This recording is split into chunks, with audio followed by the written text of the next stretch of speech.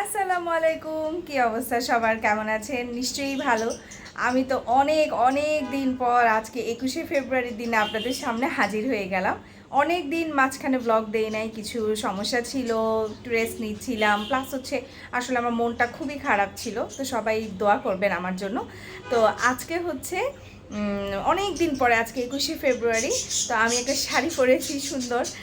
তো আমার কাছে মনে হলো যে মানে যাই করি, বাইরে যাই না যাই, বাট এটাকে বাসায় উদযাপন করি। উদযাপন কি মানে সম্মান জানানোর জন্য জাস্ট।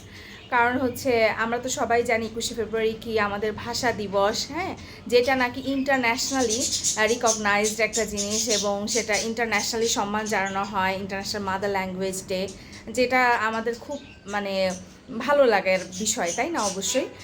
তো এই ভাষা দিবসে আমি আজকে আপনাদের সামনে নতুন আরেকটা ব্লগ নিয়ে অনেক দিন পরে হাজির হয়ে গেলাম। তো আপনারা তো জানেন, লাস্ট ব্লগে কিন্তু আমি বলেছিলাম যে বাসা চেঞ্জ করেছি, কিছু ফার্নিচার করতে দিয়েছি, ফার্নিচারগুলো আসলে আপনাদের সাথে শেয়ার করার কথা ছিল। তো আমার ফার্নিচারগুলো কিন্তু অনেক আগেই চলে এসেছে, আমি একটু গুছিয়ে নিয়েছি, মাঝখানে আর ব্লগ করা হয়নি। তো কিভাবে গুছালাম, কি কি আসলো, কোথা থেকে বানালাম, কিভাবে বানালাম, কত খরচ পড়লো, সবই কিন্তু থাকছে আজকের এই ভিডিওতে। তো মিস না করতে চাইলে অবশ্যই এই ভিডিওটা না টেনে দেখতে থাকবেন। আর হচ্ছে এই ইনফরমেশনগুলো আই হোপ যে আপনাদের কাজে লাগবে, যারা নতুন ফার্নিচার করতে চাচ্ছেন বা কোথায় একটু কম খরচে আপনারা কিন্তু মনের মতো জিনিসটা করতে পারেন, সেটা আমি এই ভিডিওতে শেয়ার করব। যেহেতু ফার্নিচার আমাদের কিন্তু আজকাল খুবই ফ্যান্সি আইটেম, মানে আমরা চাই যে খুব জলদি এটা চেঞ্জ করি। আগের দিনে যেরকম সেগুন কাঠের ফার্নিচার বানিয়ে নিয়ে আসতাম যে বছরের পর বছর চলবে, এখন কিন্তু সেরকম টেন্ডেন্সি থেকে মানুষ অনেকটা দূরে চলে এসেছে। তো এই ধরনের ফার্নিচারগুলো আপনারা কোথায় পাবেন আর কতই বা খরচ পড়বে, সব কিছু নিয়েই থাকছে আজকের এই ভিডিওটা। তো এখান থেকেই শুরু করছি, শেষ পর্যন্ত দেখতে থাকেন, সব ইনফরমেশন আশা করি পেয়ে যাবেন। আর আমার ভিডিওগুলো যদি আপনাদের ভালো লাগে তাহলে অবশ্যই আমার চ্যানেলটা সাবস্ক্রাইব করে দেন, লাইক কমেন্ট শেয়ার দিয়ে পাশে থাকবেন। আর দেখেন আমার এই বাচ্চাগুলো কী করে, তাদেরকে আজকে আমি আমার বেডরুমে এনে রেখেছি।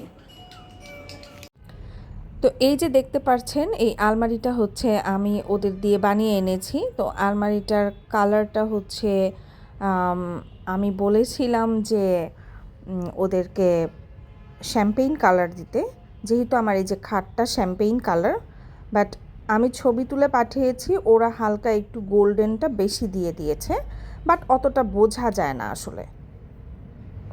তো আমি এই যে লাইটটা অফ করে দিয়ে আপনাদেরকে দেখাচ্ছি, আমি ভিতরে এই জায়গাটায় মিডল পার্টে হচ্ছে একটা স্পটলাইট দিয়েছি। কারণ হচ্ছে আমার আগেই প্ল্যান ছিল যে আমি আলমারিটা এভাবে বানাবো যে 2-2-1, মানে দুইটা দরজা থাকবে পাশে, আর মাঝখানের যে সিঙ্গেল পার্টটা থাকবে সেটা হচ্ছে গ্লাসের হবে, লাইক আমাদের শোকেস যেরকম থাকে। তো উপরে আমি আমার বিয়ের শাড়ি আর হচ্ছে আমার হাজব্যান্ডের যে শেরওয়ানিটা আছে বিয়ে, সেটা সাজিয়েছি এই যে এখানে পাগড়ি দিয়ে। বিয়ের শাড়ি শেরওয়ানি কিন্তু এমনিতেই দেখা যায় যে আলমারিতে বন্দি থাকে, সচরাচর পরা হয় না। তো আমি চিন্তা করলাম কেন না এটাকে সুন্দর করে এইভাবে একটু ডেকোরেট করে রেখে দিই। তো আমার কিন্তু এগুলা সাজাতে খুব ভালো লাগে। আর এখানে আমি রেখেছিলাম হচ্ছে আমার যত কসমেটিক্স আইটেম আছে, যেগুলো আমার এখন ইউজ করা হচ্ছে না, হ্যাঁ, যে বাইরেও আছে ড্রেসিং টেবিলে, তো ওগুলো শেষ হলে আবার মানে স্টকে থাকে না, এরকম স্টকের জিনিসপত্র এখানে, হ্যাঁ, যেগুলো সচরাচর আমার এখন আর লাগছে না, আস্তে আস্তে হয়তো লাগবে। তো এখানে অনেক কিছু আছে দেখতে পাচ্ছেন, এই যে আমার ফেভারিট একটা ডল এখানে, আর হচ্ছে আমার হাজব্যান্ড ফিলিপাইন্স থেকে যে আমাকে একটা টর্টোয়েজ এনে দিল সেটা, আর এইদিকে যে লোশন আছে, শ্যাম্পু আছে, যেগুলো আমার স্টকে আছে। আর এখানে হচ্ছে একটা কিউট র্যাবিটের ভিতরে আমি কিছু চকলেট রেখেছি, যে আমার যখন খেতে ইচ্ছা করে এই চকলেটগুলো আমি খেয়ে নিই। আর এখানে কিছু হচ্ছে মেকআপ আইটেম আছে, এখান থেকে আমি অনেকগুলো লিপস্টিক আসলে সরিয়ে ফেলেছি ড্রেসিং টেবিলে, তাই এমন লাগছে। এখানে হচ্ছে আমার আই শ্যাডো প্যালেটগুলো আছে, আমার সাজার জিনিসপত্র। সাথে আমি রেখেছি আমাদের পিচ্চিবেলার একটা ছবি, মানে এটা হচ্ছে আমাদের হানিমুনের ছবি, বিয়ের জাস্ট 3 দিন পরে। আর এই লাস্ট দুই পার্টে হচ্ছে আমার ব্যাগগুলোকে রেখেছি। এখানে যদিও একটু মেসি অবস্থায় আছে, কারণ আমি আজকে বাইরে গিয়েছিলাম, তো এই কারণে একটু মেসি আছে, আবার গুছিয়ে নিব এটাকে। তো এই হচ্ছে আমি যে গ্লাসের পার্টটা করেছি সেটা আপনাদেরকে দেখালাম। আমি আসলে এটাকে আরও অন্যভাবে করতে চেয়েছিলাম, বাট যাদের কাছে করতে দিয়েছি এটা আসলে ওভাবে পসিবল হয়নি। তো এই আলমারিটা আমি করেছি এমডিএফ বোর্ড দিয়ে, আর হচ্ছে কালার হচ্ছে শ্যাম্পেইন, আর এটার হচ্ছে আপনার 7 ফিট বাই 8 ফিট, মানে পাশে আছে 8 ফিট আর উপরে লম্বায় আছে 7 ফিট। তো এভাবে আমি এক পাল্লায় তাক করেছি, আরেক পাল্লায় করেছি হচ্ছে হ্যাঙ্গার, সেম ওই পাশের দুই পার্টেও একই রকম করেছি, আর দুইটায় দুটো ড্রয়ার দিয়েছি। এটার মধ্যেও সেম হ্যাঙ্গার দিয়েছি, ড্রয়ার দিয়েছি, আর নিচে দুটো পার্ট করেছি। আবার এই পাশেরটায়ও হচ্ছে সবগুলো বক্স করেছি, হ্যাঁ, যে জামা কাপড় রাখার জন্য সবগুলো বক্স করেছি। তো আজকে যে জিনিসটা আপনাদের সাথে শেয়ার করব, অনেক দিন ধরেই কিন্তু শেয়ার করতে চাচ্ছিলাম। আপনাদেরকে বলেছি যে আমি যখন এটা ফুললি প্রিপেয়ার করব তখন আপনাদের সাথে জিনিসটা শেয়ার করব। সেটা হচ্ছে আমার এই সোফাটা। তো এই সোফাটা আমি কিন্তু আপনাদের আগে দেখিয়েছিলাম যে আমি একটা শপে গিয়েছি, সেখান থেকে কিন্তু সোফা দেখেছিলাম, কিন্তু তখন কিন্তু আপনাদেরকে ডিজাইন বা আমি যে ফ্যাব্রিকটা সিলেক্ট করলাম সেটা কিন্তু আপনাদেরকে তখন দেখানো হয়। তো আমি জানি না ভিডিওতে কেমন কালার আসছে, বাট এটা কিন্তু অত পিঙ্ক না, যা পিঙ্কেরই পিঙ্ক ফ্যামিলি অবভিয়াসলি, বাট অনেক ডাস্টি পিঙ্ক, হ্যাঁ, অনেক গাঢ় ডিপ, ঠিক আছে। তো দেখতে খুবই সুন্দর লাগে আমার কাছে। আর এই সোফাটা আমি পিছনে যে এরকম ডিজাইন করেছি, তো এই কারণে হচ্ছে আবার আমি যে কুশনগুলা সেটা একটু ছোটর মধ্যে নিয়েছি যাতে পিছনের এই ডিজাইনটা দেখা যায়। আর হচ্ছে এই তো আপনাদের কাছে কেমন লাগলো বলবেন। তো আমি কিন্তু কোথা থেকে বানিয়েছি প্লাস হচ্ছে কোথা থেকে করেছি সব ডিটেলসই আপনাদেরকে দিয়ে দিব ভিডিও শেষে। আর হচ্ছে এটা হচ্ছে সাথে আমি একটা সেন্টার টেবিল নিয়েছিলাম, জাস্ট এরকম মানে লাগে না, মানে একটু টুকিটাকি নাস্তা যখন খাওয়া হয় তখন কিন্তু লাগে। তো এটা হচ্ছে মেইনলি একটা ইউ শেপ সোফা, তার সাথে আবার 4টা স্টুল নিয়েছি আমি। তো সবই দেখাচ্ছি, তো আপনাদের কাছে কেমন লাগছে অবশ্যই জানাবেন। ওকে, এই ফ্যাব্রিকটা সিলেক্ট করার পেছনের রিজনটা হচ্ছে ফ্যাব্রিকটা আমার কাছে দেখতে খুবই সুন্দর লেগেছিল।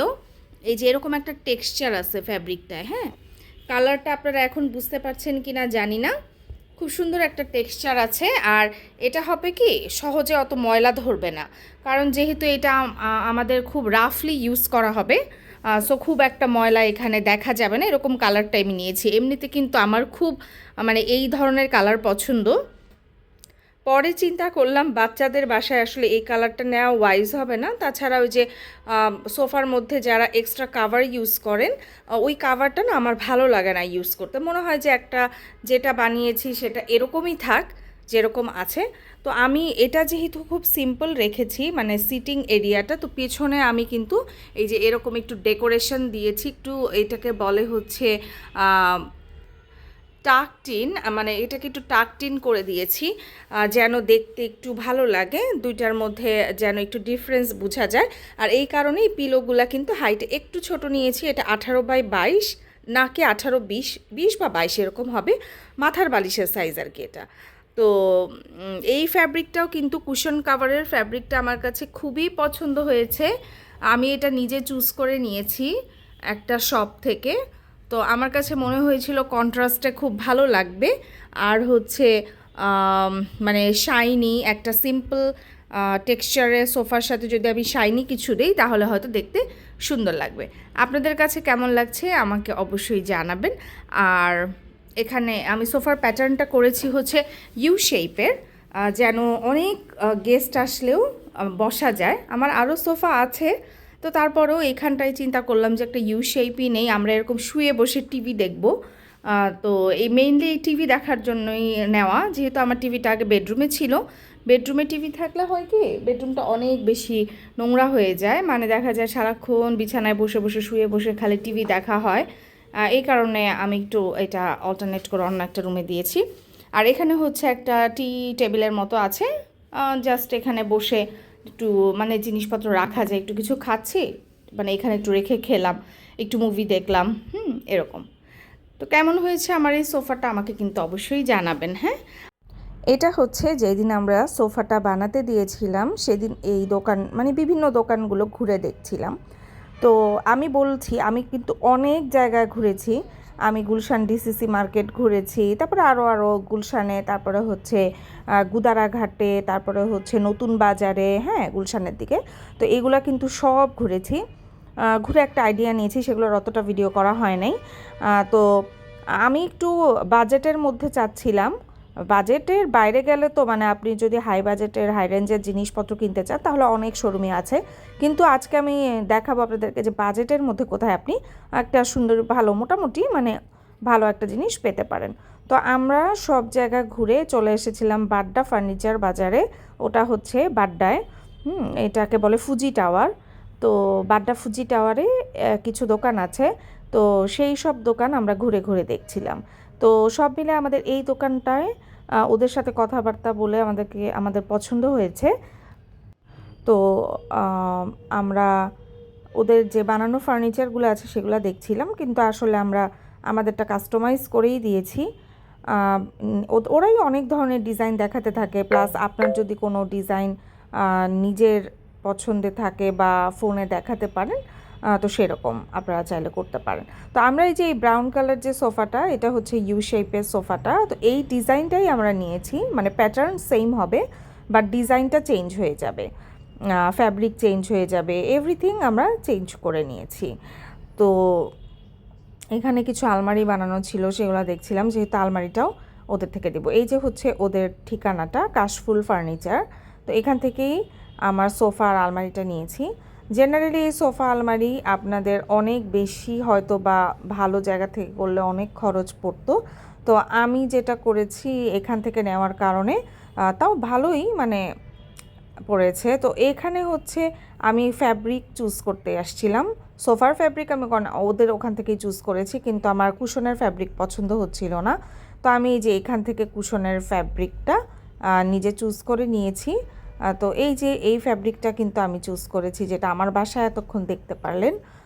তো বাকি আরও অনেকগুলো ছিল সুন্দর সুন্দর, কিন্তু আসলে আমি অতটা সময় পাইনি দেখার জন্য, কারণ ওরা অতটা অপশন দিতে চায় না।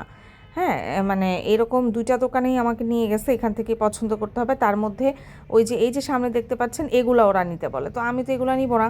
তো আমি যেটা পছন্দ করলাম সেটা আবার নিতে হলে ওদেরকে আমার 2800 টাকা এক্সট্রা পে করতে হয়েছে। আবার টি টেবিলের যে গ্লাস দেখলেন সেটার জন্য, মানে সেটা যদি কালার চেঞ্জ করতে চান তাহলে আবার প্রাইস রেঞ্জ বেশি হতো। আমি কালার ফার্স্টে চেঞ্জ করেছিলাম, কিন্তু দেখলাম ওরা সাদা দিয়ে দিয়েছে, এই কারণে আমি আর আসলে এক্সট্রা টাকাটা পে করি নাই। তো এই যে আমার সোফাগুলো কিন্তু চলে আসছে। বাসা খুবই অগোছালো ছিল তখন, কারণ মাত্র বাসা চেঞ্জ করেছি, কোনো কিছুই গুছানো হয় নাই। তো ওরা হচ্ছে সোফাটা পাঠিয়েছে, আলমারিটা পাঠিয়েছে, এগুলো এখন ওরা সেট করে দিবে।